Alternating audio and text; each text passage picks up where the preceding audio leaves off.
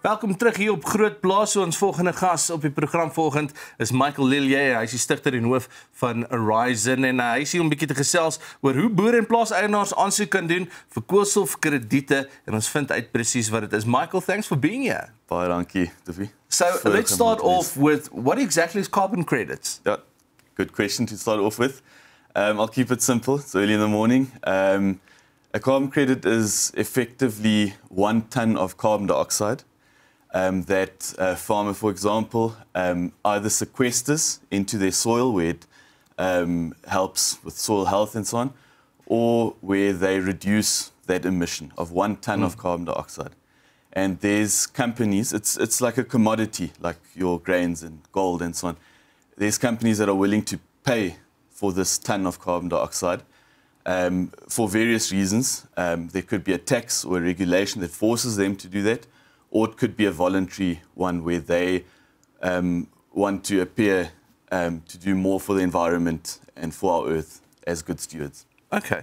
And why would companies even buy one? Yeah, sure. Like I said, there could be taxes. For example, in South Africa, we do have a carbon tax since 2019. So South African companies that are scoped into this tax need to or can buy a portion of their emissions and offset them against carbon credits. Projects such as farmers practicing regenerative agriculture that they then support. Or like I said, on the international market, it could be absolutely voluntary. An example could be Apple with the phones where they want to promote a carbon neutral phone. And their sales actually go up because of it, especially in Europe and the Americas. So do I understand the concept correctly? If you have a company with a high carbon footprint, depending on what you do, mostly industrial works, you can buy these credits to offset your high carbon emissions and get a better score. Exactly. The idea is obviously that these companies reduce their own emissions, and that's where the whole world is going. It's not always possible. It's not always possible. The world can't stop turning in a day. And so they, for the residual emissions, the emissions that are left over, they can support projects such as farmers, and that opens up opportunities. Fantastic. So what does the Vera registration of credits mean for Orizon and farmers specifically? Yeah, well, for us, it's finally there. We've been working on it for a long time. And we get to now sell these credits and pay farmers for their good stewardship. So we get to pay farmers for the carbon that they grow in their soils, which is beneficial even without these carbon credits. But these carbon credits for the farmers just open up the ability to do so much more. They can now plant more cover crops and get more cattle in and so on to grow that carbon even more. So, specifically for our farmers watching this morning, how does one go about this process? How does that process work, and is there a registration that you need to go through? Yeah, sure. So, let's maybe take it one step back. At the moment, we focus on grain farmers across the country, and grain farmers implementing any regenerative, sustainable practices, cover cropping, no-till, and so on. And these farmers can contact us or companies like us and choose a good partner, and then they share some of their data with us, and we try to keep the process very simple. They sign up. We do our first step is to do a eligibility and viability screening, just to make sure we're not going to waste each other's time. We come out to the farm. That's where we like to be, and take the farmer step by step through the process. Okay, so you've mentioned now qualifying criteria is obviously going out to the farm, seeing what practices are being implemented, and then you can go forward with registration should a farmer qualify. Yeah, and especially the practices that they still plan for the future. Yeah, we want to be part of that change. Basically, we want to be there from the early days. So I think one of the biggest questions is how will farmers benefit in terms of payouts when it comes to these carbon credits? Yeah, well, money in the bank is money in the bank. Yeah. I don't think that needs much motivation. But the idea is that this then gets used to just further these practices. Like I said, planting a cover crop, it's not it's not that cheap. It's worth it. The soil benefits, your cattle can benefit now in the winter with green grass, and yeah, they can just do more of what they want to do.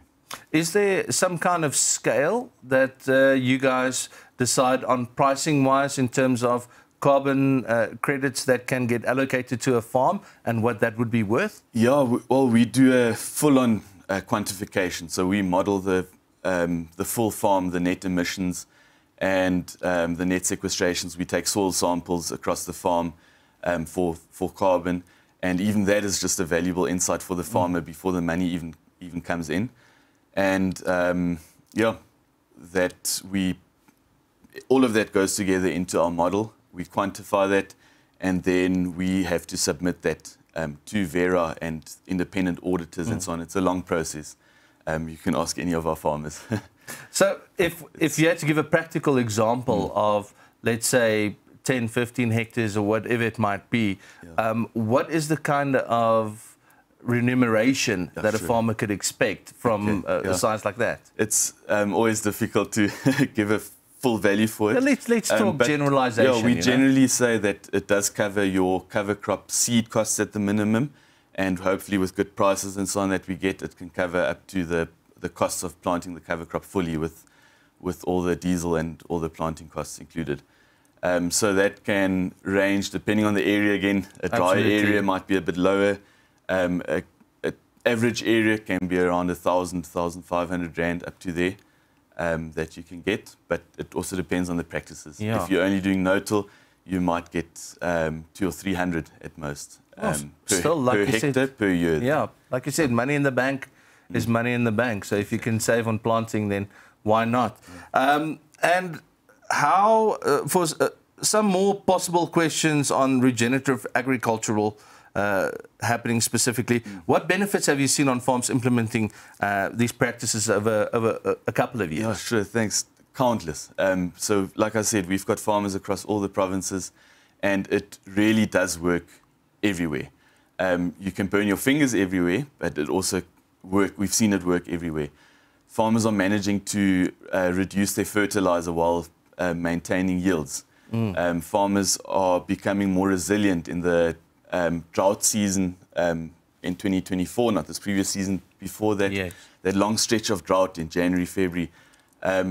Farmers with no-till cover crops and so on, most of them managed to get through that just a bit more comfortably than their conventional neighbours. So it's resilience and...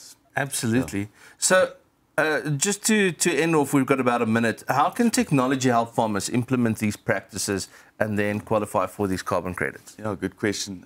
We see farmers becoming more and more innovative with how they apply these principles. The principles stay the same, how you build soil health, and things like drones now have helped just to get that cover crop into your maize while it's still standing, for example. Absolutely. Spread that cover crop in. That's just one example. And yeah, we're very excited for what the future holds. So if you could single out one regenerative practice to start off with, for the viewers thinking this is something that I wasn't thinking about, but it might be beneficial, what would that be? Absolutely. Firstly, the whole is greater than the sum of the parts. So all of them working together is much better than all of them individually. But I would have to say cover crops would be a great way to start. Build up that soil health with the winter or summer cover crop even in this area. And yeah, based on that improvement in the soil health, great place to start. Go towards no-till and those places. Michael, thank you so much for telling us a little bit more about this. Dis Michael Lilje, hy is die stigter en hoof van Orizon, en ons het 'n bietjie gesels oor koolstofkrediete en hoe dit jou kan help. Dis Grootplaas vir vandag. Ons sien jou weer môre.